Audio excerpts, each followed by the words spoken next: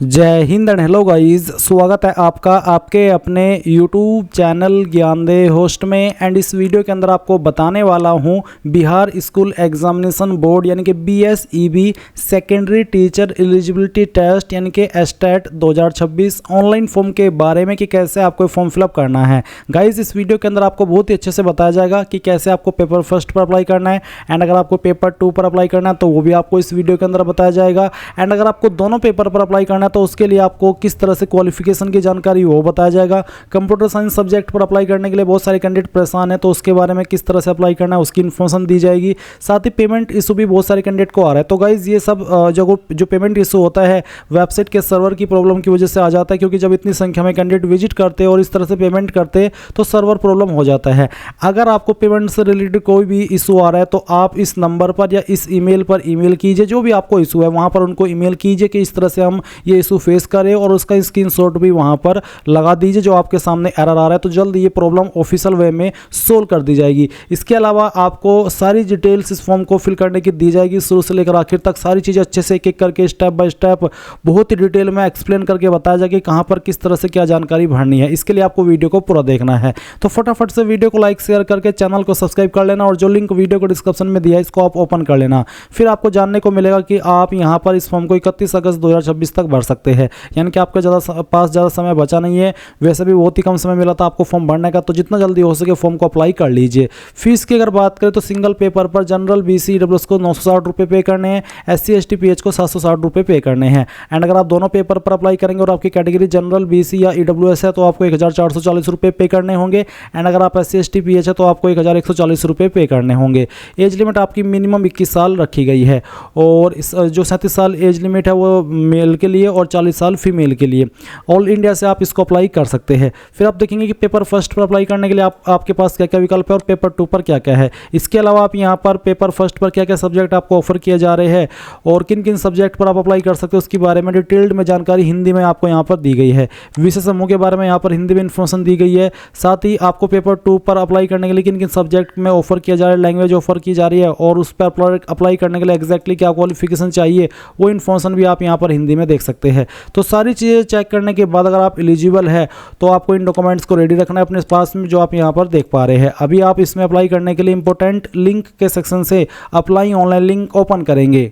अब आपके सामने यहाँ पर ये ऑफिशियल पोर्टल आ जाएगा, जो कि आप यहाँ पर वीडियो के अंदर भी देख सकते हैं। यहाँ पर भी आपको काफ़ी सारी इन्फॉर्मेशन दी गई है, जैसे कि आपकी इंपॉर्टेंट डेट्स, इसके अलावा एग्जामिनेशन फीस की इन्फॉर्मेशन, क्वालिफाइंग मार्क्स, ये सभी इन्फॉर्मेशन आपको यहाँ पर दी गई है। एंड अगर आप यहाँ से भी एडवर्टाइजमेंट रीड करना चाहते हैं तो वो भी आप यहाँ से डाउनलोड करके रीड कर सकते हैं। अभी इसमें अप्लाई करने के लिए आप क्या करेंगे, सबसे पहले आपको यहाँ पर ये जो रजिस्टर का लिंक देखने को मिल रहा है या तो यहाँ पर क्लिक कीजिए, या फिर टू रजिस्टर के सामने क्लिक किया इसके ऊपर क्लिक कीजिए। देन आपके सामने इस तरह का इंटरफेस आ जाएगा जैसे कि आप वीडियो में देख पा रहे हैं।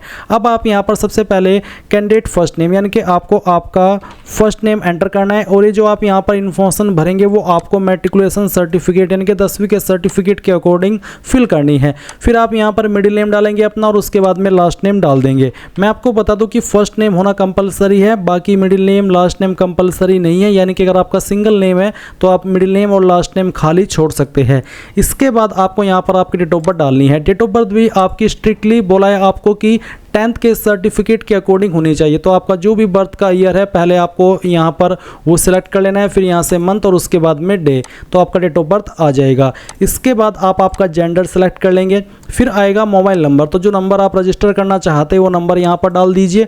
उस नंबर को दोबारा कन्फर्म मोबाइल नंबर के अंदर डाल करके वेरीफाई कीजिए। अपना ईमेल ID डालिए और उस ईमेल ID को भी दोबारा डाल करके वेरीफाई कीजिए। इसके बाद जनरेट OTP इसके ऊपर क्लिक कीजिए। इसके बाद आपके सामने कैप्चा ऑथेंटिकेशन का ये पेज आएगा। जो भी कैप्चा आपके सामने आए वो आप यहाँ पर डालिए। अगर आपको समझ में ना आए कैप्चा तो आप रिफ्रेश कैप्चा के ऊपर क्लिक करके दूसरा कैप्चा भी यहाँ पर ला सकते हैं।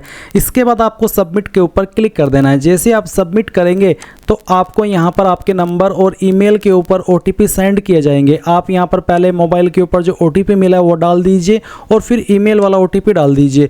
ईमेल वाला OTP अगर आपको इनबॉक्स में ना मिले तो आपको स्पैम फोल्डर भी चेक कर लेना है, और अगर आपको OTP में कोई इशू आए यानी कि थोड़ा लेट आए OTP तो थोड़ा सा आपको वेट कर लेना है। और कई बार OTP आने में इशू भी हो जाता है सर्वर डाउन की वजह से, तो आपको परेशान नहीं होना है। तो जैसे ही OTP रिसीव हो जाए तो आप यहाँ पर मोबाइल वाला और फिर ईमेल वाला OTP डाल दीजिएगा। जैसे कि यहाँ पर मुझे नंबर वाला OTP मिल चुका है, मैं यहाँ पर वो OTP डालता हूँ और डालने के बाद में वैलिडेट OTP इसके ऊपर क्लिक करता हूँ। तो आप देख लीजिए कि OTP वेरीफाई हो चुका है। अब मैं सेम तरीके से ईमेल ID वेरीफाई करता हूँ।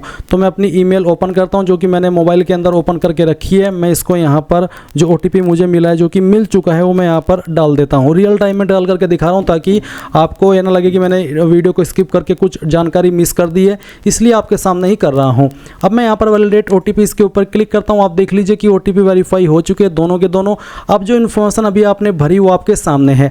आप यहाँ पर इनको डबल चेक करेंगे। डबल चेक करने के लिए आपको इन बॉक्स के ऊपर टिक करना है। इनके ऊपर टिक करने का मतलब यही है कि आपने इन इन्फॉर्मेशन को अच्छे से चेक कर लिया है, डबल चेक, एंड आपके अकॉर्डिंग ये सभी जानकारी सही है। अब आप यहाँ पर डिक्लेरेशन में आई एग्री इसके ऊपर क्लिक करेंगे एंड देन आप यहाँ पर अगर रीवेरीफाई करना चाहते हैं एक बार फिर से सभी जानकारी, तो रीवेरीफाई के ऊपर क्लिक करके कर लेंगे, नहीं तो आप यहाँ पर सबमिट करेंगे और यहाँ से ओके कर देंगे।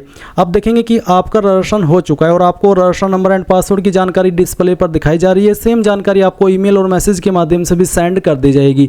आप यहाँ से भी इसका स्क्रीनशॉट ले लेना ताकि ये जानकारी आपके पास सेफ रहे। अब आप यहाँ से क्लोज कर देंगे। क्लोज करने के बाद आपके सामने इस तरह का पर्सनल डिटेल आएगा, जैसे कि आप वीडियो में देख सकते हैं। अभी आप क्या करेंगे, इसमें आपको कुछ और जानकारी देनी है, जैसे कि यहाँ पर फादर नेम आपका क्या है वो भी आपको यहाँ पर 10th के सर्टिफिकेट के अकॉर्डिंग फिल कर देना है। आपकी माताजी का नाम आपको यहाँ पर डालना है।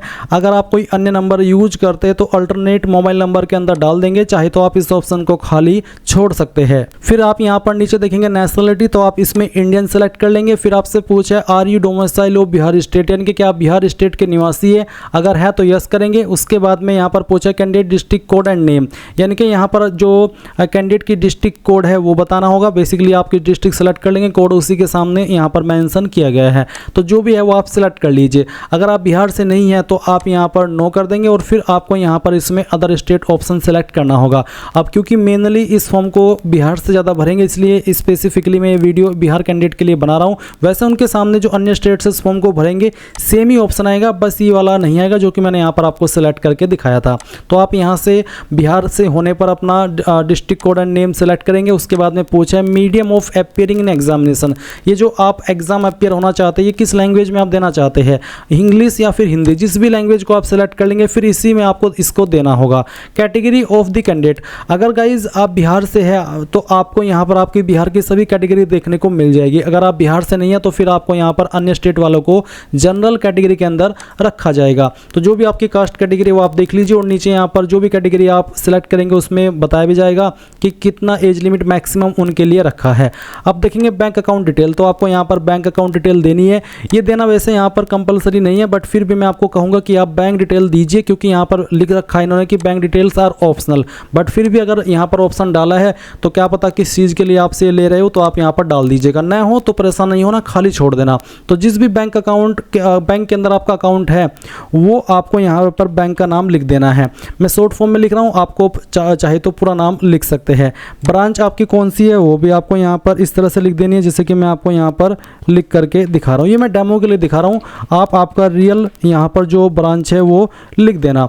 उसके बाद अकाउंट नंबर डालना और IFSC कोड डाल देना।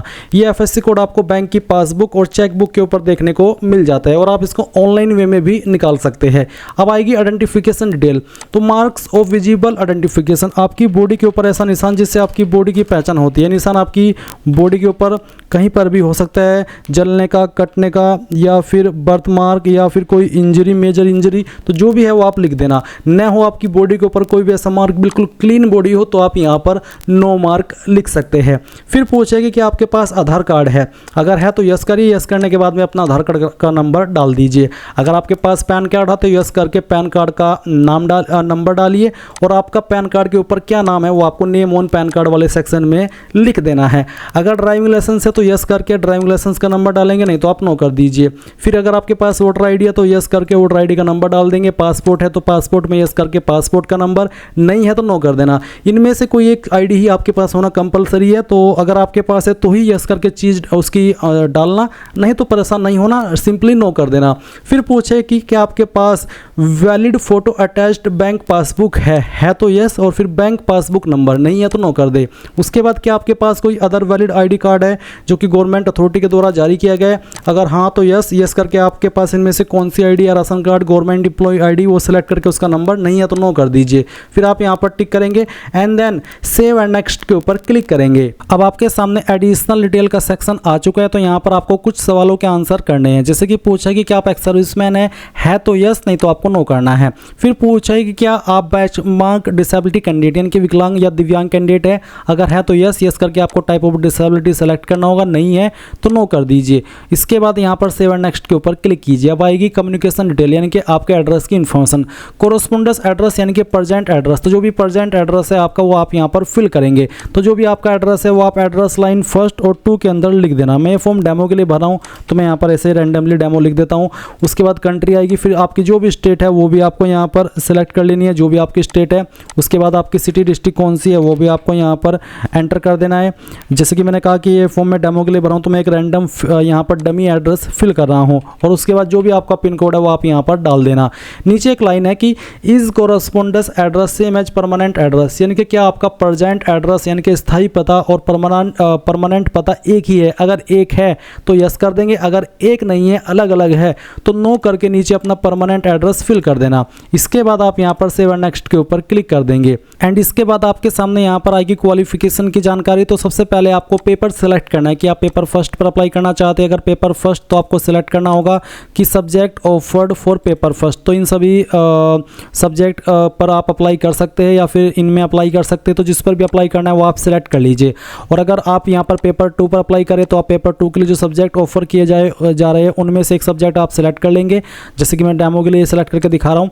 एंड गाइज अगर आप दोनों पर अप्लाई करना चाहते हैं तो आप यहाँ पर ये तीसरा वाला विकल्प सेलेक्ट करेंगे। फिर आपको एक एक करके बताना होगा कि फर्स्ट पेपर ये जो है आपका, इसमें मैं इस सब्जेक्ट को प्रेफरेंस दे रहा हूँ या फिर इसमें मैं अप्लाई कर रहा हूँ, और सेकंड में मैं इसमें अप्लाई कर रहा हूँ, ये आपकी चॉइस के अकॉर्डिंग है।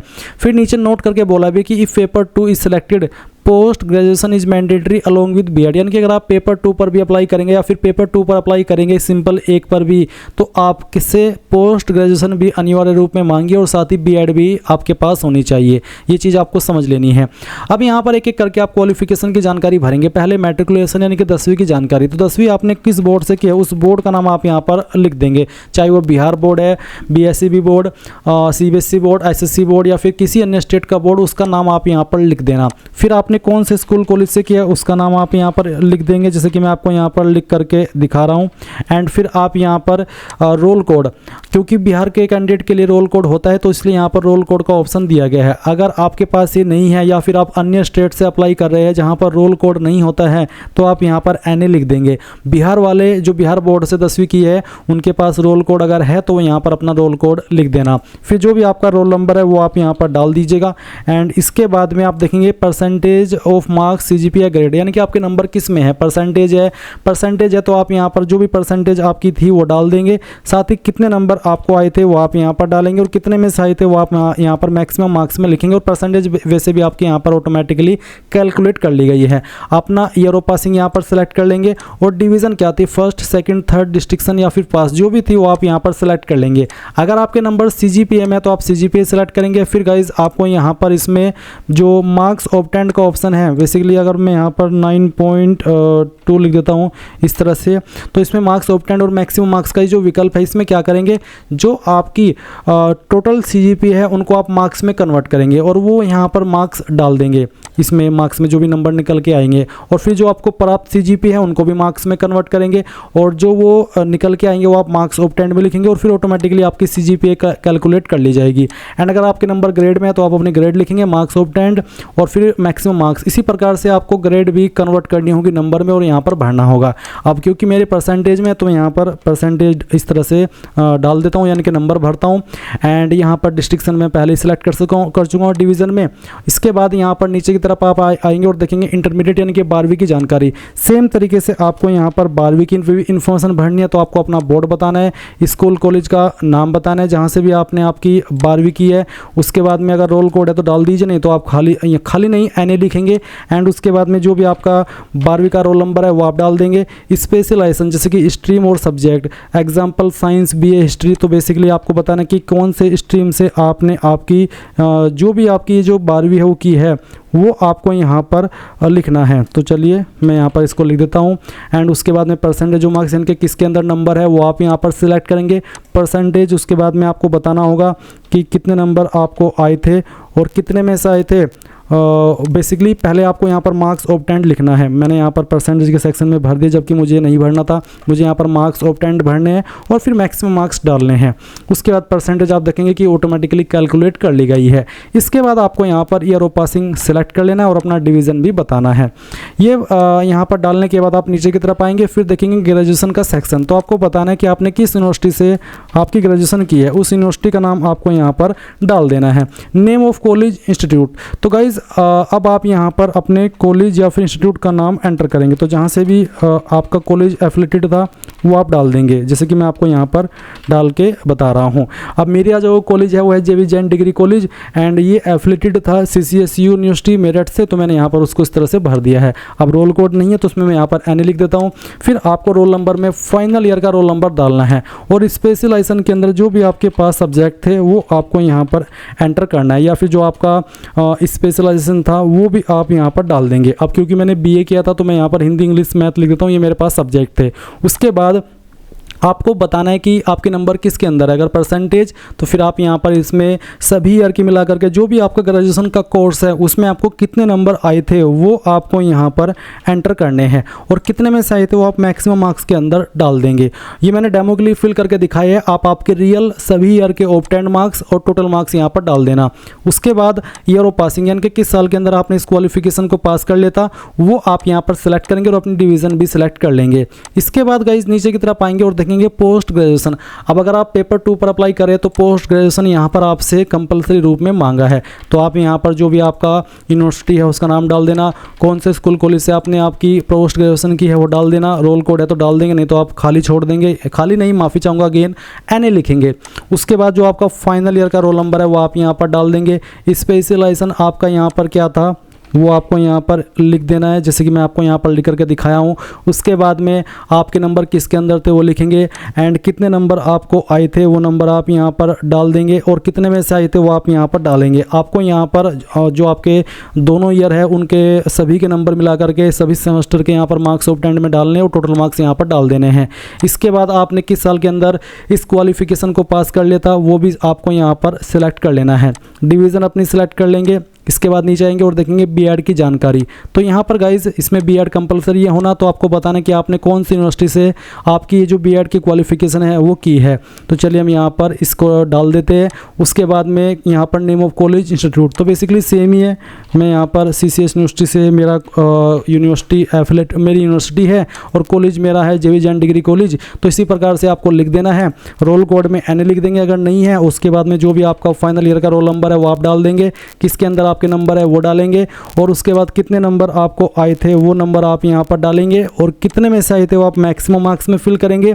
किस साल के अंदर आपने इस क्वालिफिकेशन को पास कर लिया था वो भी आप यहाँ पर सिलेक्ट कर लेंगे। इसके बाद आप देखेंगे डिवीज़न, तो वो आपको सिलेक्ट कर लेनी है एंड देन यहाँ पर आप नीचे, अब मैंने सभी जानकारी भर ली है, सभी ईयर की, सभी सब्जेक्ट की, और जो आप मेरी 10वीं 12वीं डिग्री पोस्ट ग्रेजुएट है B.Ed है सभी की इन्फॉर्मेशन भर ली है। अब मैं यहाँ पर सेव एंड नेक्स्ट के ऊपर क्लिक करता हूँ।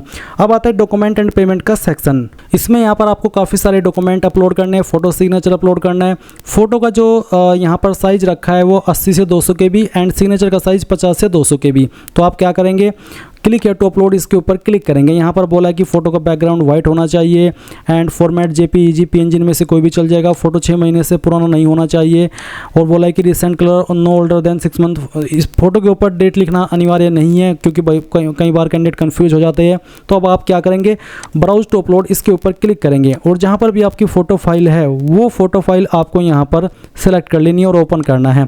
उसके बाद आपका फ़ोटो इस तरह से आएगा। आप व्यू के ऊपर क्लिक करके इसको व्यू भी कर सकते हैं।